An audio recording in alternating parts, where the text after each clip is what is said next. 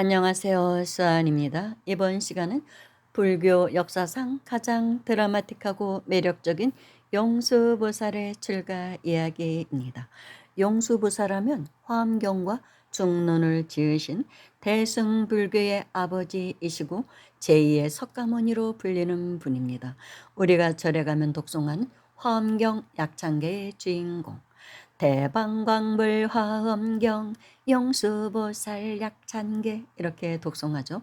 그 용수보살이십니다. 인도식 이름으로는 나가르주나입니다. 저는 나가르주나로 불리는 게 더 좋습니다.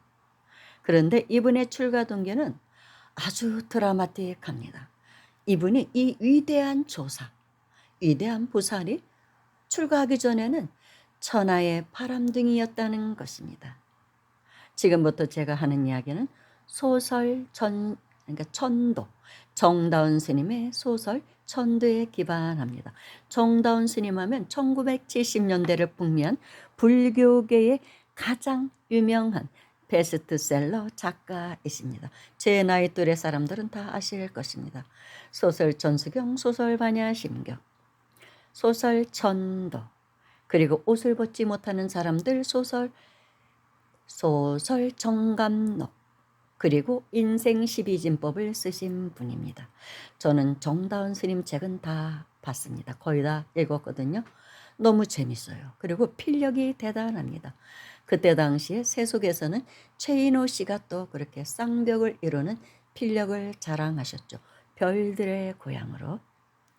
아무튼 저는 이 정다운 스님의 천도에 나오는 나가르주나의 출가 동기에 대한 것을 읽고 정말 좀 홀딱 반했습니다. 너무 재미도 있고 그리고 또 의미도 굉장히 깊습니다. 이렇게 천하의 바람둥이였던 사람도 대각을 성취하는 그런 제2의 부처로 불리는 분이 될 수가 있구나. 예, 그것을 또 이제 깨우친 것입니다. 그래서 여러분들께 오늘은 전해드리려고 합니다. 이 나가르주나는 브라만 계급 귀족의 아들로 태어났다고 합니다. 그리고 천문지리, 언어학, 인도의 사베다에 탈통한 천재로 알려져 있습니다. 귀족의 아들로 태어났고 천재였으니 인생에서 누려볼 모든 것은 누려본 것입니다. 학문으로도 최상에 올라봤고, 근데 이런 사람들이 문제가 있습니다. 그러다 보니까 너무 젊은 나이에 최상의 경지에 올라가 보니까 인생사가 시들한 것입니다. 그래서 친구들과 가까운 친구 몇 명과 야, 우리 더 즐거운 일이 없을까? 이제 학문도 좀 시들해 이러면서, 그래서 그들이 도달한 결론은 더 짜릿한 쾌락을 누리는 것입니다. 즉 요즘 말로 마약을 피우듯이 말하자면 그런 향락을 추구하게 됩니다. 그런데 이들이 추구한 향락은 궁녀들을 겁탈하는 일이었습니다. 이것처럼 짜릿한 재미가 어디 있겠어? 그러면서 돈으로 사는 여자는 재미가 없었던 것이죠. 그래서 이들은 의기투합해서 어느 날부터 왕의 궁궐을 넘기 시작합니다. 월담을 한 거예요. 그래서 밤에 그 궁녀들이 잠들어 있는 방으로 찾아들게 됩니다. 그때까지의 궁녀들은 언제나 왕이 내 방을 찾아주실까? 한 달에 한 번 찾아주실까? 몇 달에 한 번 찾아주실까?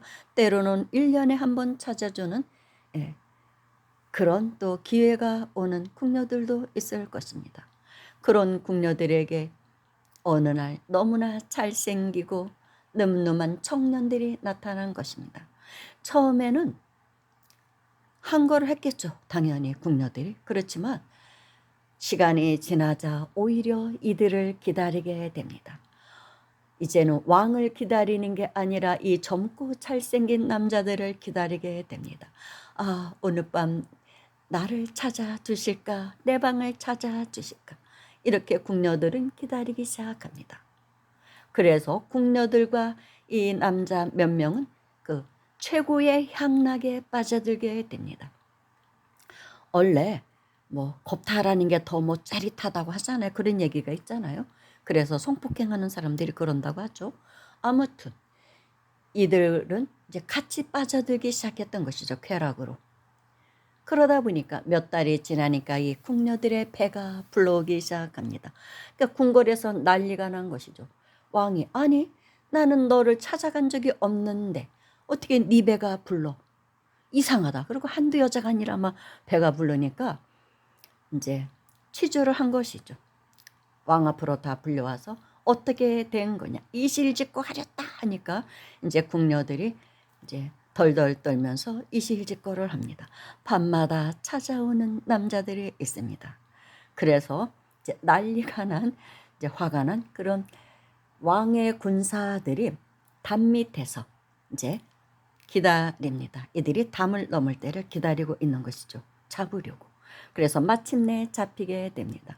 그래서 이들은 왕 앞으로 끌려갑니다. 그런데 여기에서 두 가지 이야기가 갈라집니다. 어느 큰 스님께서는 이제 이렇게 말씀하시더라고요. 왕 앞으로 끌려갔는데 이제 왕이 그래도 귀족의 아들들이니까 단숨에 처형할 수는 없어서 한번 물어는 봅니다. 그래 왕의 여자들을 겁탈한 그 맛이 어떻느냐 한번 말해 보거라. 그랬더니 나가르주나는 별거 아니더이다 라고 대답을 했고 나머지 친구 뭐 한 3명인가는 잘 모르겠습니다. 뭐가 뭔지 잘 모르겠습니다. 뭐 그렇게 대답을 했대요. 그래서 왕이 잘 모르겠다는 것은 아직도 잘 모르겠다는 것은 앞으로 더 할 수도 있다는 거 아니냐. 너희들이 또 이렇게 나쁜 짓을 할 수도 있으니 즉시에 처형을 하라. 그렇게 명령을 내려서 왕의 군사들이 그 자리에서 칼과 창으로 찔러서 죽였다고 합니다. 피를 철철 흘리면서 친구들은 죽어갑니다. 그렇지만 나가르주나는 별게 아니도이다 라는 것을 안 것 보면 너는 이 행동을 악행을 그만둘 수도 있겠구나. 그래서 나가르주나는 이제 풀어주고 대신 추방을 시켰다고 합니다. 성 밖으로 나가거라. 꼴도 보기 싫으니까. 그래서 추방을 시켜서 나가르주나가 산으로 들어가서 창피해서 살 수가 없죠.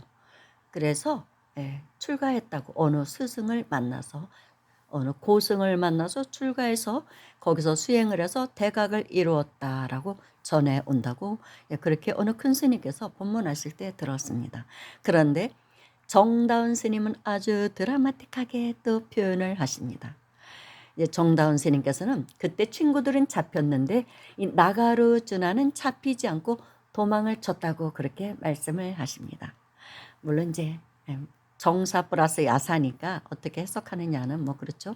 아무튼 그래서 나가르주나는 뭐 죽기 살기로 도망을 칩니다. 그리고 왕의 군사들은 뒤쫓아옵니다. 산으로 숨어 들어간 나가르주나는 거기서 한 이름 없는 고승을 만납니다. 그래서 스님 제발 저를 숨겨주십시오. 제 뒤에는 왕의 군사들이 따르고 있습니다. 저를 숨겨주십시오 하고 사정을 합니다. 그러자 그 고승이 하시는 말씀이 왕의 군사가 따른다며 뒤쫓아 온다면 어느 누가 있어 피할 수가 있겠느냐. 이 나라에서 왕의 군사를 피할 수 있는 사람은 없다. 그럼 어떡합니까? 그래도 제발 저를 살려주십시오. 제발 숨겨주십시오 하고 나가르주나는 간청을 합니다. 그러자 이 고승이 아주 어서 듣도 보도 못한 이상한 언어를 사용합니다. 단 방법이 한 가지 있기는 있다. 무엇입니까? 네 마음을 찾아서 네 마음속으로 숨어라. 예? 마음속으로 숨다니요? 비록 언어학의 천재인 나가르주나였지만 세상에 들어보지도 못한 언어입니다. 언어밖에 언어를 본 것이죠. 마음속에 숨으라고요? 그래. 어떻게요? 어떻게 마음속으로 숨습니까? 마음이 어디에 있는지 무엇인지도 모르는데요. 그러니 우선은 마음을 찾아보거라. 네 마음을 찾거라. 그러면은 숨을 수 있지 않겠느냐. 나가라주나는 황당하기도 했지만 그때 전혀 다른 세상을 보게 됩니다. 전혀 다른 세계로 윤회하여 들어간 것이죠.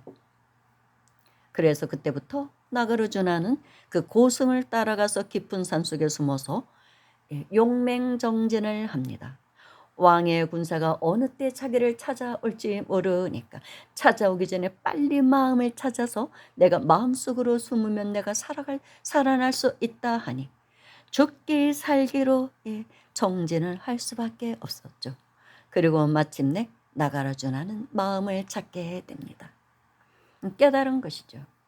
그런 다음에 나가르주나는 남천측 인도로 떠납니다. 왜냐하면 석가모니 부처님께서 남기신 그런 예언이 있다고 합니다. 능가경의 말미에 능가형기라는 예언을 기록한 구절이 있다고 합니다. 경에 의하면 석가모니 부처님께서 직접 이렇게 예언하신 걸로 기록되어 있다 합니다. 내가 인멸한 후 남천축의 용수라는 대독 비구가 이 세상에 출현하여 유아 무의 그릇된 의견을 파하고 대중 무상의 법을 설하며 첨환이지를 증득하여 안락국에 왕생하리라. 석존의 예언대로 석존이 인멸한 지 6,700년 후에 남천축 남인도에 용수보살이 태어난 것입니다. 그런데 거기서 더 나아가서 소설전도에는 이런 내용이 나옵니다. 그 부분을 제가 기록해 놓은 게 어디 갔나 찾을 수가 없어요. 책도 사라졌고 그래서 기억에 의존합니다. 남천축에 철탑을 석가모니 부처님이 세워두셨다고 합니다. 이 철탑 안에 나의 비밀 법장을 감추어 두었다.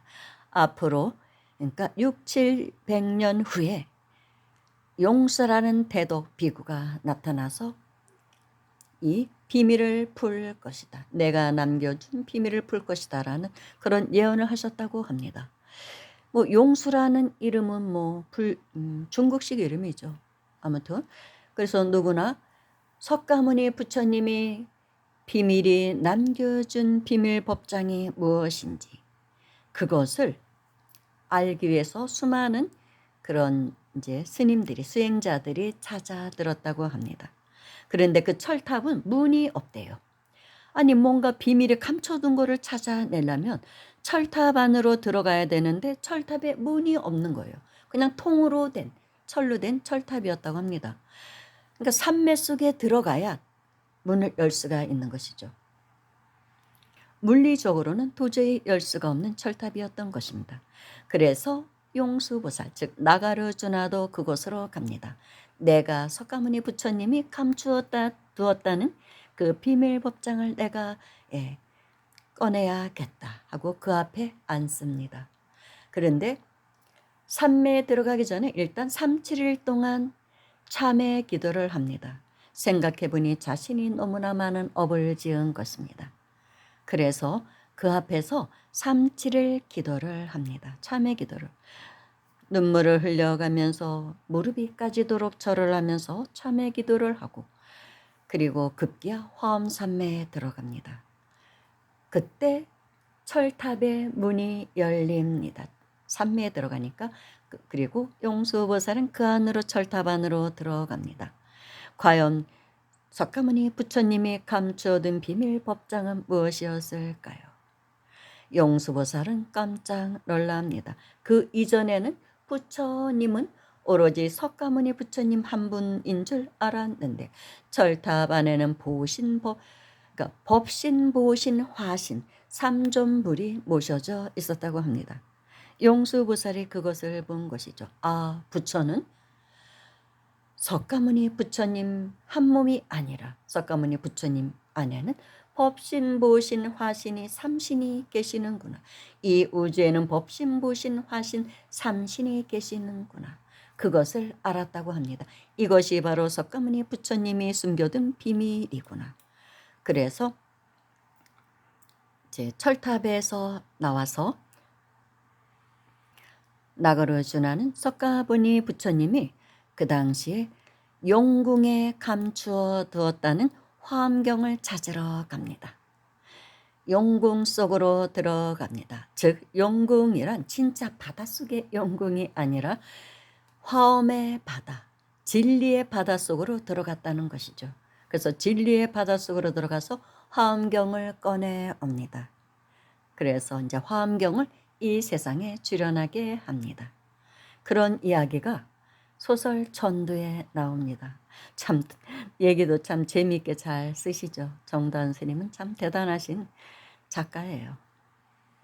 그런데 정다은 스님의 소설 천수경에도 이 부분이 조금 기록되어 있습니다. 그 부분을 읽어 드리겠습니다.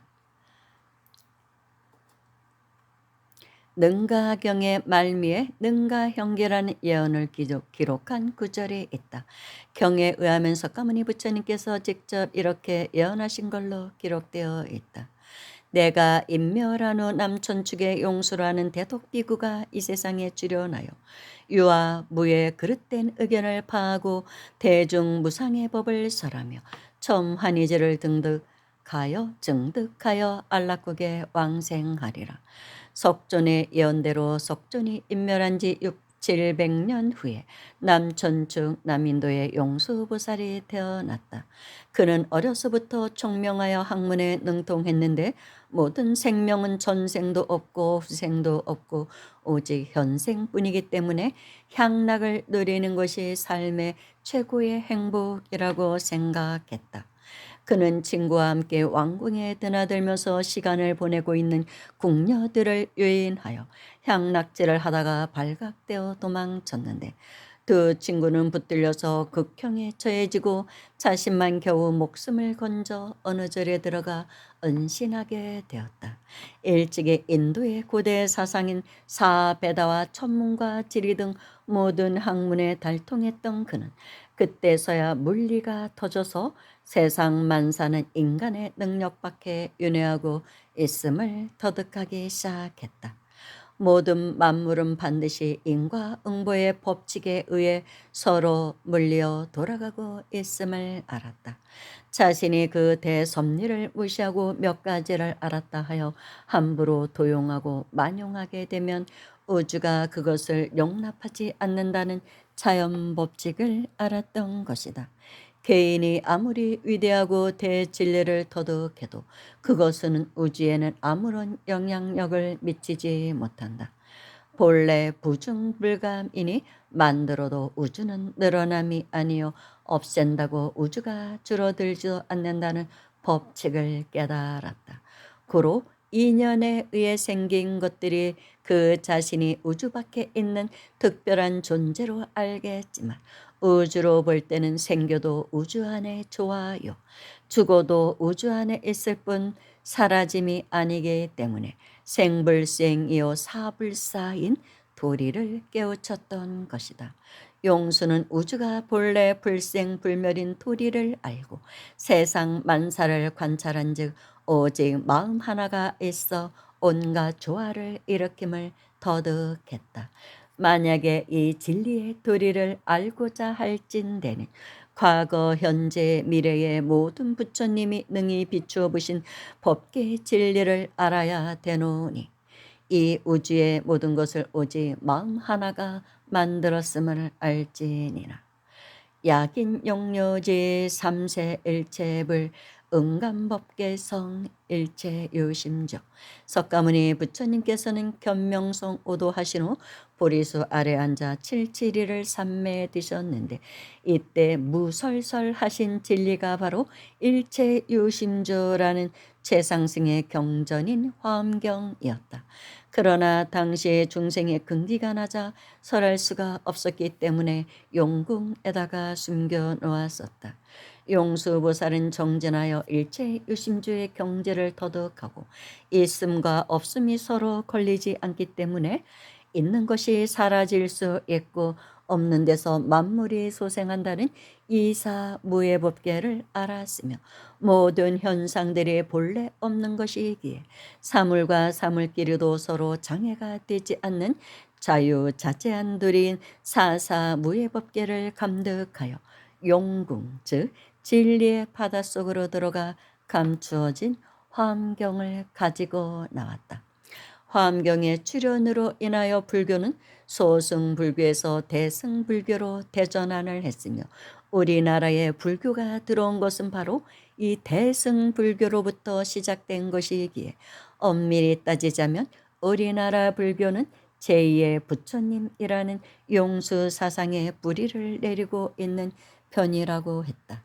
그래서 석존으로부터 제28대 조사인 달마대사가 제자인 해가에게 능가경을 전수함으로써 선가에서는 금강경, 원각경, 능엄경, 능가경을 선종사설화하여 중히 여기게 되었다. 화엄경은 불교의 우주학이자 요식학이자 총론으로 등장되어 모든 교종의 대명사가 되어 불교사를 조명하게 되었다라고 쓰여 있습니다. 정다은 스님의 필력은 아무튼 대단하죠. 그런데 소설 천도에는 또 이렇게 또 나머지 부분이 있습니다. 나가르주나가 그 첨탑 앞에서 삼매에 들어서 석가모니 부처님이 감춰둔 비밀 법장을 꺼내온 후에 그분이 이제 부처가 된 거죠. 대각을 성취한 것입니다. 그 순간 대각을 성취해서 부처가 되신 거죠. 그래서 천도제를 합니다. 죽은 친구들, 왕의 군사들에게 창에 찔리고 칼에 찔려서 죽은 그 불쌍한 그 영가들을 초원을 합니다. 그러니까 초원을 해서 보니까 아직도 그 친구들은 피를 흘리고 피를 철철 흘리면서 덜덜덜 떨고 있습니다. 그때 이제 지장보살을 또 초빙을 합니다. 그래서 천도를 부탁하는 것이죠. 천도의 담당은 지장보살이니까. 그러면서 나가르주나 부처가 대신 나가르주나가 법문을 합니다. 친구들에게. 너희들이 한 잘못은 그것은 화신의 잘못이지 법신이 아니다. 너희들은 법신부신 화신을 갖고 있다. 너희들의 법신은 영원히 죽지 않는 불생불멸한 생명이다. 영원한 생명이니까 너희들은 그 법신에서는 죄도 없다는 것이죠. 업도 없고 그 자리로 들어가라. 그걸 깨달으라고 법문을 합니다. 너희들이 한 죄는 다만 화신이 저지른 짓일 뿐이다. 원래 청정한 법신은 늘 청정하기 때문에 너희들의 업의 때가 묻지를 않는다. 그러면서 그 친구들이 입은 옷, 그러니까 이 화신을 옷으로 표현합니다. 그래서 그 법신이 입었던 그 화신의 그 옷을 싹 불태웁니다. 이것으로서 너희들의 천도는 됐다. 법신으로 돌아가라. 이런 말이 나옵니다. 거기서 저는 홀딱 반했어요. 그런 것이구나. 우리가 지은 잘못은 이 화신이 하는 잘못일 뿐이라는 거예요. 그래도 원래 청정한 법신에는 때가 묻지 않는다는 것이죠. 그래서 진참회를 하라고 천수경에도 나와 있죠. 백겁적집제 일념돈탕진 여하분고처 멸진무유여 죄무자성중심기 심양멸시 죄영망 죄망신멸 양구공 시증명의 진참회. 그러니까 우리의 참나를 깨닫는 것, 그것이 바로 진참회라고 말하고 있습니다. 그때가 되어 완전한 천도라는 것입니다. 그거를 알아야 본래 청정무구한 법신이라는 것, 나의 본래 면목자리는 청정무구한 법신이라는 것을 아는 것, 그 자리를 보는 것, 그것이 진짜 천도라는 얘기죠. 이래서 이렇게 대단한 바람둥이였더라도 어떤 시련을 겪고 한 생각 돌렸을 때 부처도 될 수 있다는 것입니다. 청정법신이 드러나기만 한다면. 이렇게 오늘의 이야기를 마치겠습니다. 그런데 제가 이제까지 법문한 방송 중에서 가장 어려운 방송이었다 볼 수 있습니다. 몇 번을 다시 하고 몇 번을 다시 해서 이제 이것으로 완성을 하려고 합니다. 대덕에 대한 얘기이기 때문에 함부로 또 하면 안 되잖아요. 그래서 좀 매우 어려웠습니다. 감사합니다.